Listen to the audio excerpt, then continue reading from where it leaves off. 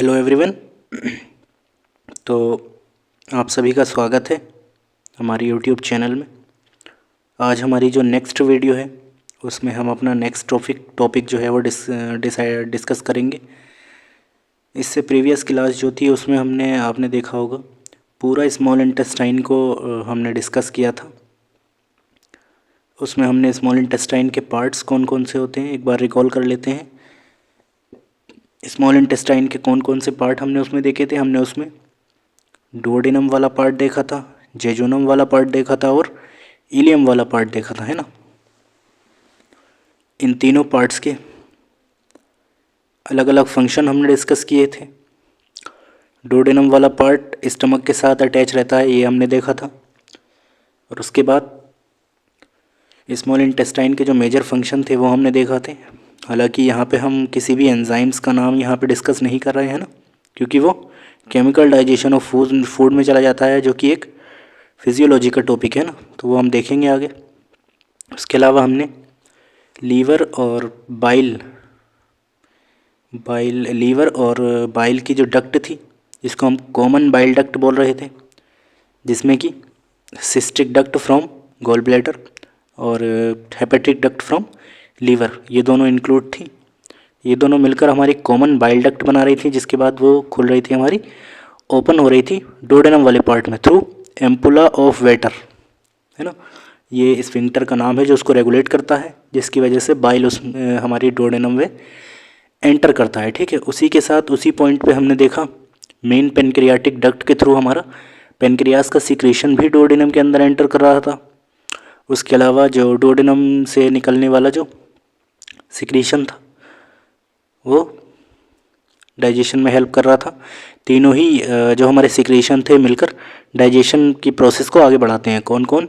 एक तो bile from liver और पेनक्रियाटिक एंजाइम्स फ्रॉम पेनक्रियास और डुओडेनम का जो सिक्रीशन है जिसको हम सक्कस एंटेरिकस कहते हैं। ठीक है, उसके बाद हमने इनर लाइन देखी थी हमने स्मॉल इंटेस्टाइन की कि वो जो थी कंटिन्यू नहीं थी, है ना, स्मूथ नहीं थी। उस पर क्या थे? बहुत सारे Bristol like projection, finger like projection थे, प्रवर्त बने हुए थे ना उसके ऊपर, जिनको हम कह रहे थे उनको विलाई। ठीक है, इन विलाई के ऊपर भी छोटे छोटे प्रवर्त या फिर प्रोजेक्शन प्रेजेंट थे, जिनको हम कह रहे थे माइक्रोविलाई। ठीक है, तो वहाँ हमारी इस तरीके से स्मॉल इंटेस्टाइन वाला पार्ट जो था वो कवर हो गया था।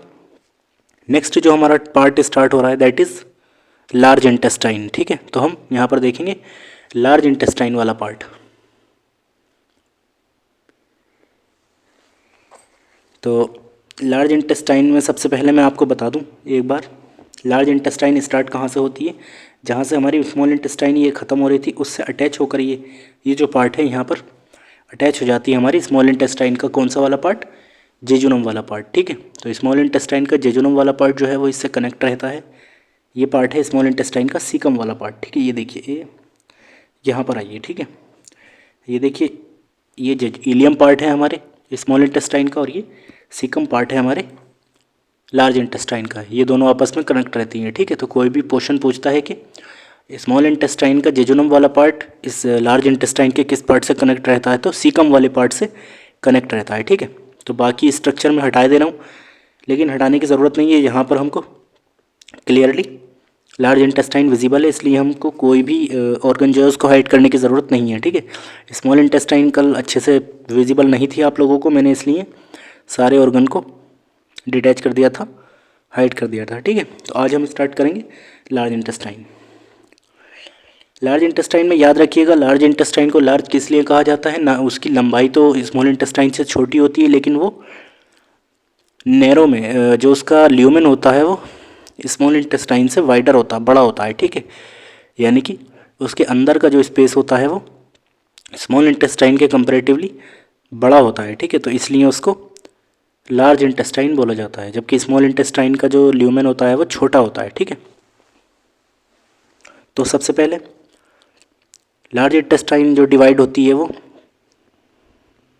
3 पार्ट्स में डिवाइड होती है। ठीक है, कौन कौन से? Caecum, colon, rectum. ठीक है, ये तीनों नाम याद रखिएगा, मैं अभी आगे टॉपिक में लिख भी दूंगा कौन कौन से नाम है। सीकम, दूसरा ये कोलोन, ये तो कोलोन के ना आगे भी फर्दर पार्ट्स हैं, ठीक है, तो वो मैं बताऊंगा। अभी आप याद रखिए सीकम के 3 पार्ट्स, सीकम, कोलोन, रेक्टम, ठीक है। सीकम वाला पार्ट ये है जो आपको बड़े से थैले नुमा स्ट्रक्चर में दिख रहा है, बड़ा सा गेंद जैसी थैली जैसी जो दिख रही है, ये है सीकम, जिससे हमारा last part of small intestine that is ilium ये कनेक्ट रहता है, ठीक है। उसके बाद में कोलोन वाला पार्ट आ जाता है, ठीक है। और हमारी कोलोन के भी 4 पार्ट होते हैं, ठीक है। कोलोन भी 4 पार्ट्स में डिवाइड होती है। सबसे पहले हमारा जो सीकम है, उसके बाद हमारा कोलोन, इसमें लार्ज इंटेस्टाइन 3 पार्ट्स में डिवाइड है, पहला सीकम, दूसरा कोलोन, तीसरा रेक्टम, ठीक है। तो बीच वाला पार्ट जो कोलोन है वो भी 4 पार्ट्स में डिवाइड होता है। कौन कौन से? असेंडिंग कोलोन में, ट्रांसवर्स कोलोन में, ये देखिए डिसेंडिंग कोलोन में, और सिग्मोइड कोलोन में, ठीक है। ये चारों पार्ट्स होते हैं। अच्छा एक चीज़ और देखिए कि यहाँ पर इस तरीके से देखने पे ये जो आपको स्ट्रक्चर दिख रहा है ये लार्ज इंटेस्टाइन है, ठीक है। सबसे पहला पार्ट सीकम, उसके बाद में कोलोन का असेंडिंग वाला पार्ट। असेंडिंग मतलब कोई भी स्ट्रक्चर जो ऊपर चढ़ता है, ठीक है, उसको हम कहते हैं असेंडिंग। तो ये हमारे कोलोन का वाला पार्ट जो असेंडिंग है, ठीक है, ऊपर की तरफ चढ़ता है, ठीक है। ट्रांसवर्स मतलब लेटा हुआ, ट्रांसवर्स कोलोन। डिसेंडिंग मतलब नीचे की तरफ उतरता हुआ, डिसेंडिंग कोलोन। और उसके बाद में एस नुमा आकार जो बनाता है वो है हमारा सिग्मोइड कोलोन। ये सिग्मोइड कोलोन हमारे रेक्टम के नेक्स्ट पार्ट से कनेक्ट रहता है, दैट इज रेक्टम। ये देखिए है ना, रेक्टम का क्या काम है?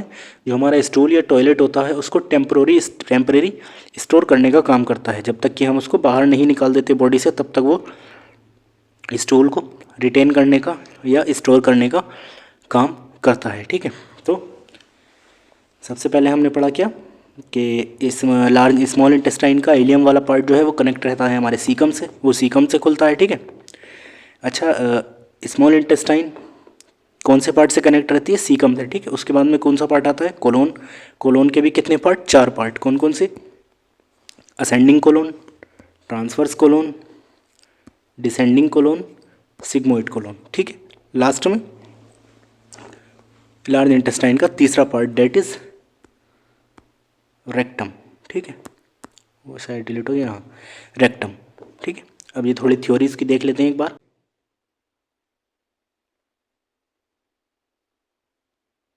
ये देखिए, ठीक है, यहाँ से हमारी लार्ज इंटेस्टाइन स्टार्ट हो रही है। ये देखिए ये जो पार्ट है हमारा पूरा है ना, ये इतना पार्ट जो है हमारा लार्ज इंटेस्टाइन है, ठीक है। ये हमने अपने आपको इमेज में भी दिखा दिया क्या, ये जो पार्ट है हमारा पूरा, ये हमारा पार्ट है लार्ज इंटेस्टाइन का पार्ट है, ठीक है। लार्ज इंटेस्टाइन की लेंथ होती है 5 फीट, 5 फीट में 5 फीट के करीब, ठीक है। Continues to absorb water, water को एब्जॉर्ब करने का काम करती है, या फिर वाटर के साथ साथ जो भी हम मेडिसिन लेते हैं उसको एब्जॉर्ब करने का काम करती है, ठीक है, लार्ज इंटेस्टाइन।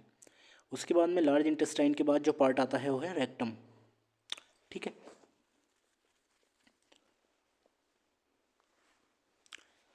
रेक्टम क्या है? एक शॉर्ट टर्म स्टोरेज है which is hold faeces before it is expelled. मतलब शॉर्ट टर्म स्टोरेज हमारा जो फीकल मैटर है, ठीक है। फीकल मैटर किसको कहते हैं? टॉयलेट को, है ना। जो हमारी टॉयलेट या वेस्ट मटेरियल है ना, जो हमारे फूड का वेस्ट मटेरियल बचा है उसको हम कहते हैं फीकल मैटर, ठीक है। तो उसको शॉर्ट टर्म के लिए, बहुत ही कम समय के लिए, शॉर्ट टर्म के लिए स्टोरेज करके रखता है, इकट्ठा करके रखता है, ठीक है। उसे कहते हैं रेक्टम। आगे चलते हैं। एक बार यहाँ पे मैं आपको लार्ज इंटेस्टाइन के पार्ट समझा देता हूँ। नोट्स करने वाले नोट्स कर लेंगे, ठीक है, जो समझने वाले वो याद कर लेंगे। यहाँ पर हमने लिखे नहीं है, मैं सामने लिखता हूँ। मैं क्या बता रहा हूँ, जो हमारी लार्ज इंटेस्टाइन है,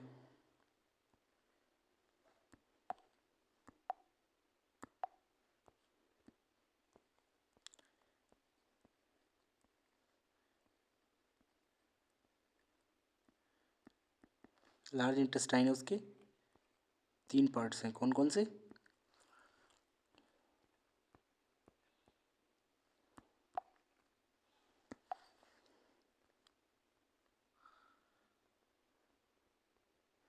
सीकम,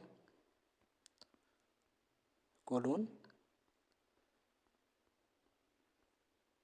तीसरा रेक्टम, ठीक है। ये तीनों हमारे लार्ज इंटेस्टाइन के पार्ट हैं। फर्दर ये जो हमारी कोलोन है ये भी 4 पार्ट में डिवाइड होती है, 1 2 3 4 कौन कौन सा?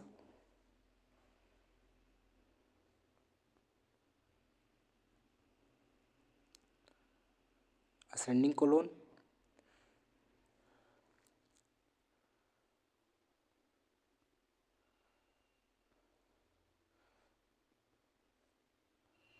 ट्रांसवर्स कोलोन,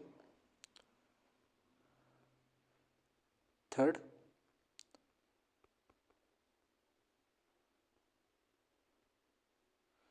डिसेंडिंग कोलोन, और तीसरा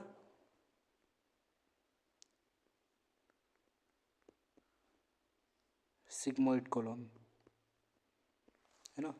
तो ये हमारे पार्ट हैं लार्ज इंटेस्टाइन के। पहला पार्ट सीकम, दूसरा कोलोन, तीसरा रेक्टम। ठीक है, इस रेक कोलोन के भी 3 पार्ट्स हैं। ठीक है, कौन कौन से?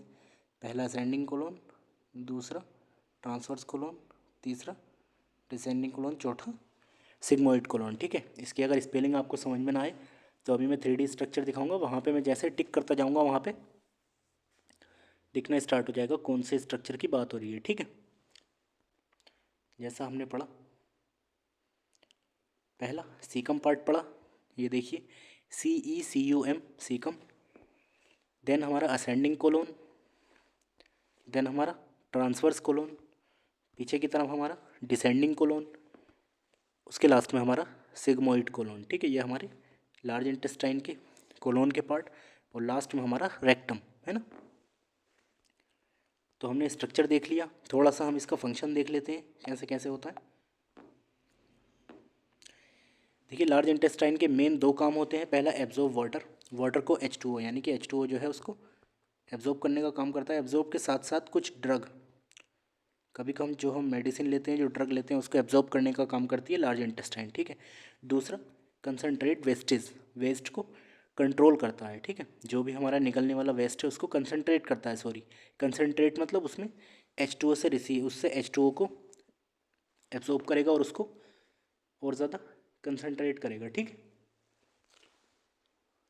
तो ये हमारे इसके 2 फंक्शन है। ठीक है, लार्ज इंटेस्टाइन के हमने 2 फंक्शन देख लिए, वो क्या क्या है? सबसे पहले एब्जॉर्ब मोर वाटर, जो हमारा वाटर है मोर उसको एब्जॉर्ब करता है। दूसरा कंसनट्रेट वेस्टेज, जो हमारा वेस्ट निकलने वाला प्रोडक्ट होता है उसको कंसनट्रेट करता है। ठीक है, कंसनट्रेट का मतलब उसको ठोस बनाता है, वो लिक्विड फॉर्म में ना निकले, उसको और ज़्यादा ठोस बनाया जा सके। ठीक है, जब हमको डिसेंट्री या फिर लूज मोशन वगैरह होते हैं तब क्या होता है, लार्ज इंटेस्टाइन का जो मूवमेंट है वो इरेगुलर हो जाता है। ठीक है, जिसकी वजह से वो H2O को एब्जॉर्ब नहीं कर पाती, जो वाटर है उसको एब्जॉर्ब नहीं कर पाती, और हमारा जो स्टूल है वो वाटरी सा, यानी कि उसमें बहुत सारा वाटर आने लगता है। ठीक है, उसके बाद में लार्ज इंटेस्टाइन में थोड़ा सा आप एक चीज़ और,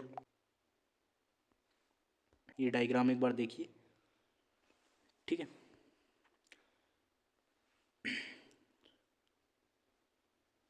लार्ज इंटेस्टाइन को जैसा आपने देखा कि असेंडिंग कोलोन और ट्रांसवर्स कोलोन होती है। सबसे पहला पार्ट होता है कोलोन, सॉरी सीकम, उसके बाद में कोलोन, कोलोन के 4 पार्ट असेंडिंग कोलोन और ट्रांसवर्स कोलोन। तो असेंडिंग कोलोन और ट्रांसवर्स कोलोन जिस पार्ट पे मिलती हैं, क्योंकि वो लीवर के सबसे पास है, यहाँ पे लीवर प्रेजेंट होगा ना इस तरीके से, तो ये लीवर के सबसे ज़्यादा पास है। और जहाँ भी बॉडी में ऑर्गन मुड़ता है या फिर बेंड होता है, ठीक है, उस जगह को कहते हैं फ्लेक्चर। तो ये जो हमारा एरिया है इसको हम कहते हैं राइट कोलिक फ्लेक्चर या फिर हेपेटिक फ्लेक्चर। जब भी हम रिपोर्ट्स अल्ट्रासाउंड वगैरह या कोई भी रिपोर्ट पढ़ते हैं या फिर लार्ज इंटेस्टाइन से रिलेटेड कोई भी क्लिनिकल सिग्निफिकेंस हमको देखना होता है, तब हम ये वर्ड्स हमको देखने मिलते हैं, मैं इसलिए समझा रहा हूँ। ठीक है, तो पहला, कोई भी बॉडी में जहाँ भी बेंड आएगा किसी ऑर्गन में उसको हम बोलते हैं फ्लेक्चर। ठीक है, अब क्योंकि ये कोलोन में है तो कोलिक फ्लेक्चर, और किसके पास है? लीवर के पास है। लीवर को हम एनाटॉमी की लैंग्वेज में बोलते हैं हेपेटिक। ठीक है, तो हेपेटिक फ्लेक्चर या फिर colic flexure, right colic flexure, क्योंकि ये हमारे राइट साइड में आता है, राइट साइड में हमारा लीवर होता है। उसके बिल्कुल अगेंस्ट में आप देखेंगे दूसरा फ्लेक्चर है लेफ्ट कोलिक फ्लेक्चर या फिर स्प्लीनिक फ्लेक्चर। जैसा आपने देखा, स्प्लीन हमारे स्टमक के पास प्रेजेंट होता है, लेकिन डाइजेस्टिव सिस्टम में वो इंक्लूड नहीं होता। स्प्लीन का काम क्या होता है? जो हमारा ब्लड में आरबीसी हैं उसको स्टोर करके रखने का काम होता है स्प्लीन का। ठीक है, तो ये स्प्लीनिक फ्लेक्चर या फिर लेफ्ट कोलिक फ्लेक्चर, क्योंकि ये लेफ्ट साइड है। ठीक है, उसके बाद में इसमें एक लंबी सी मसल्स आपको दिख रही होगी जो कि थ्रू आउट इट्स लेंथ है, जो कि यहाँ से स्टार्ट होकर, एक सेकेंड शायद ये आपको अच्छे से दिखे, यहाँ से स्टार्ट होकर इस तरीके से यहाँ तक आ रही है, ये देखिए, है ना, ये जो पार्ट है, तो इसे हम कहते हैं, हाँ, एपिप्लोइक अपेंडेजेस, ये याद रखिएगा, ठीक है, इसका नाम है ना।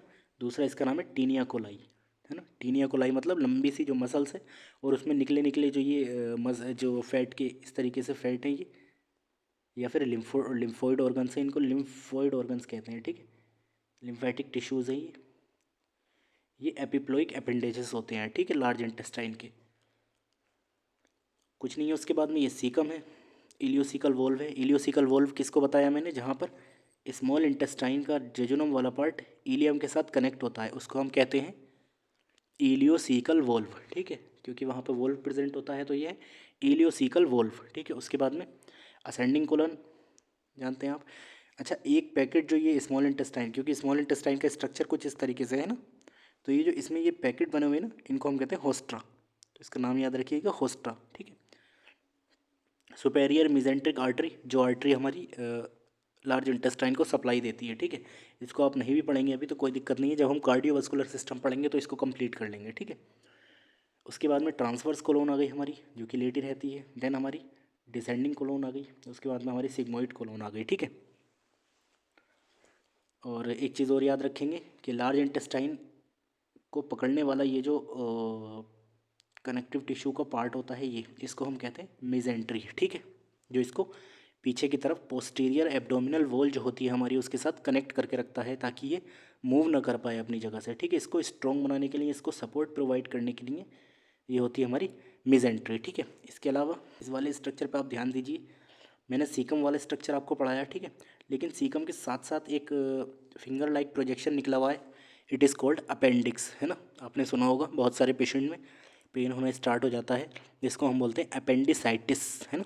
तो वो कब होता है, जब हमारी ये जो अपेंडिक्स है, ये अपेंडिक्स स्वेल करना स्टार्ट कर देती है, सूजन बनाना स्टार्ट कर देती है ना, इसमें स्वेलिंग हो जाती है, इन्फ्लेमेशन हो जाता है, या सूजन हो जाती है, तो हम उस कंडीशन को बोलते हैं अपेंडिसाइटिस। इसका बहुत क्रोनिक पेन होता है, और इसमें सर्जरी ही इसका लास्ट ऑप्शन है ना, इसको ट्रीट करने का।